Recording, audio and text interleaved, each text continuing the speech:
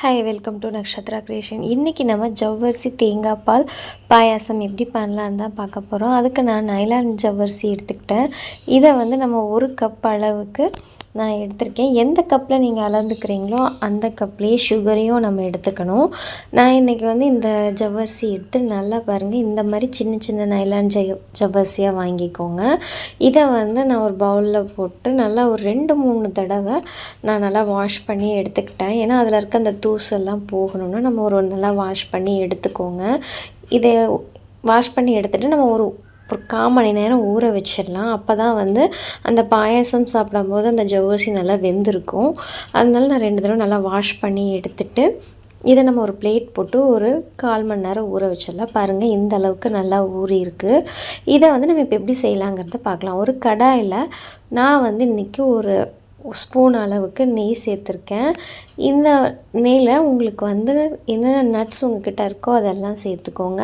நான் இன்றைக்கி பாதாம், முந்திரி, திராட்சை, பிஸ்தா இதெல்லாம் இருந்துச்சு. சின்ன சின்ன பொடி பொடியாக கட் பண்ணி இந்த மாதிரி நம்ம நெய்யில் நல்லா வறுத்துக்கலாம். ரொம்ப கருக விடாமல் பொன்னிறமாக வறுத்துக்கோங்க.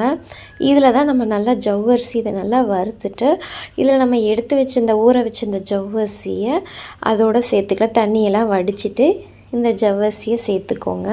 சேர்த்துட்டு இந்த நெய்யிலேயே நல்லா ஒரு தடவை மிக்ஸ் பண்ணி விடுங்க. அப்போ தான் அந்த ஜவ்வரிசியில் அந்த நெய்யும் சேர்ந்து நம்ம ஃப்ரை பண்ணும்போது அந்த பாயசம் குடிக்கிறப்ப நல்ல ஒரு டேஸ்ட்டாக இருக்கும். ரொம்ப விரும்பி குடிப்பாங்க. இதை சின்னவங்கலேருந்து பெரியவங்க வரையும் இதை விரும்பி குடிப்பாங்க. நீங்களே ஒரு தடவை வீட்டில் ட்ரை பண்ணி பாருங்கள்.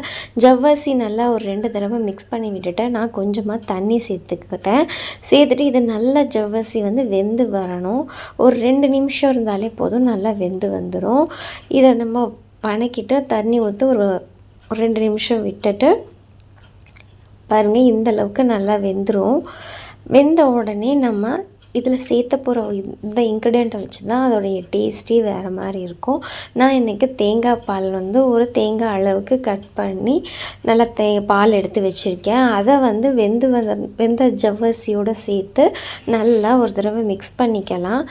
மிக்ஸ் பண்ணிட்டு நம்ம ஏற்கனவே ஜவ்வரிசி எந்த கப்பில் எடுத்தோமோ அதே கப்பில் ஒரு 1/2 கப் அளவுக்கு சுகர் சேர்த்துக்கோங்க.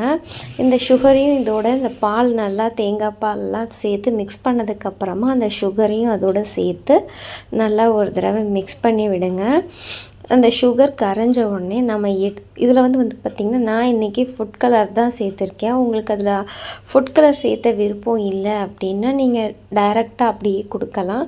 அப்படி இல்லை அப்படின்னா நீங்கள் பீட்ரூட் ஜூஸ் கூட ஊற்றி ட்ரை பண்ணலாம். ரொம்ப டேஸ்ட் நல்லாயிருக்கும். நான் இன்றைக்கி ஃபுட் கலர் மட்டும்தான் ஆட் பண்ணியிருக்கேன் லைட்டாக. அதோடு சேர்த்து நல்லா மிக்ஸ் பண்ணும்போது அதோடைய கலர் கொஞ்சம் சேஞ்சாக இருக்கும். குழந்தைங்க ஒயிட் கலராக இருக்கிறத விட இந்த மாதிரி கலராக இருந்தால் கொஞ்சம் பாயாசம் வித்தியாசமாக இருக்குன்னு குடிப்பாங்க. அவ்வளோதாங்க, ரொம்ப சூப்பரான டேஸ்ட்டில் தேங்காய் ஜவ்வரிசி பாயாசம் ரெடி ஆகிடுச்சு. நீங்களும் உங்கள் வீட்டில் ட்ரை பண்ணி பாருங்கள். எல்லாருக்கும் ரொம்ப பிடிக்கும். இந்த வீடியோ உங்களுக்கு பிடிச்சிருந்துச்சுன்னா லைக் பண்ணுங்கள், ஷேர் பண்ணுங்கள், கமெண்ட் பண்ணுங்கள். சப்ஸ்கிரைப் பண்ண மறந்துடாதீங்க. தேங்க்யூ.